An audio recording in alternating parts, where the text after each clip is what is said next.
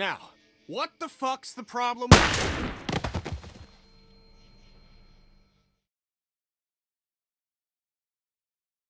Well, hello everybody, my name's Brecknet and welcome to a new What If on the channel. It's been a while since last What If, so I decided to come back with a strong one that I think is the most interesting Walking Dead video I've done so far, and that is, what if Carley/Doug survived episode 3?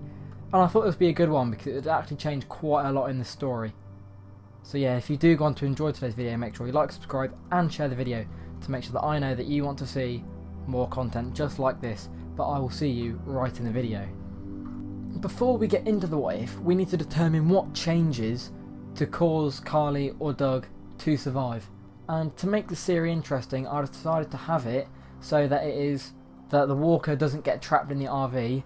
So this means that the RV doesn't stop, Lily doesn't get a chance to shoot Carley or Doug, which obviously means they'd keep the discussion going but no one would get shot, and they'd have a much bigger problem at hand when the RV is stopped by the train. When the RV is stopped by the train, Lily doesn't steal the RV, as she has no reason to, she doesn't need to escape and she wants to keep the group together. The rest of episode 3 plays out mostly the same, with Lily and Carley/Doug being alive, not really having too much of an influence on the story. They still meet Omid and Krista, despite the tense group. They still decide to join, and they still get straight to Savannah. The real change starts when they're about to get to the mansion on their way to the river, and the walkers attack them. These walkers initially separated Chuck from the group. However, with there being more people to protect Clementine, he isn't in fact separated, meaning that he isn't going to be dead in the sewers, which leaves him alive for a bit longer. They get in the mansion. They look around, they make sure it's fine, and then Kenny and Lee decide to go down to the river. But instead of it just being Kenny and Lee, Chuck comes along as well. Now this part where they meet Molly is going to change quite a lot. Molly doesn't believe they're not from Crawford, as Clementine isn't there to convince them. So Lee isn't able to get into the sewers, so they don't meet Vernon. Chuck will fight off the walkers when Kenny and Lee are trying to escape, just so that they can get back to Clementine. This is Chuck's last known appearance. I'm not going to specify whether he died or survived. They get back to the mansion. Kenny and Lee, with them not having met Vernon and Molly, they have no access into Crawford, so they can't get the stuff for any boat they do find. Clementine doesn't go into the shed to find it because she's watched by Lily and Carley. So Kenny and Lee go back out looking for another boat at a different point, where they run into Molly again. She's restrained and brought back to the group. She finally believes that they're not from Crawford and devises a plan to get into Crawford. At this point, I'm going to make it much easier and say that while they're interrogating Molly, Clementine manages to get into the shed and finds a boat. So they get in, they get the stuff.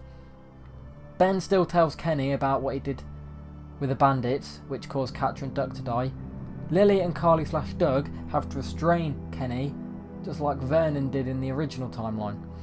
Lily thinks Lee should drop Ben. Carley/Doug thinks Lee should drop Ben because they defended him and it turned out he was lying the whole time. They get back. Molly still departs. And then Clementine still runs off. Lee still gets bit, unfortunately, but he doesn't think it's Vernon, so that's good, so they're not wasting time going down there.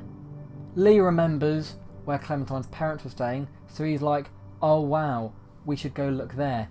Lily or Kenny, this is important here, Lily or Kenny joins Lee to go look for Clementine. The other one stays back and prepares the boat. Carley/Doug comes with you anyway, and then Ben, Krista and Omid, they decide amongst themselves whether they want to go or not. That just depends on how you treat them throughout the game. They go along and they're separated. Lee and Carley/Doug are alone at this point, so they sort of get a bit more final development.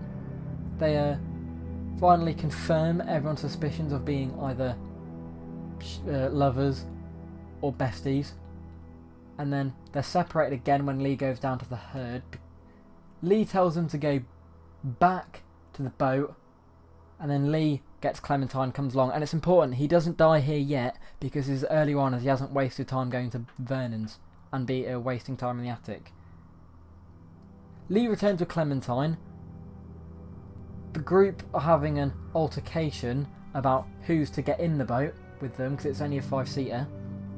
Kenny and Clementine and Carley/Doug are getting in the boat definitely, and depending on how he treated the other characters throughout the game determines whether Kenny will let them in the boat or not.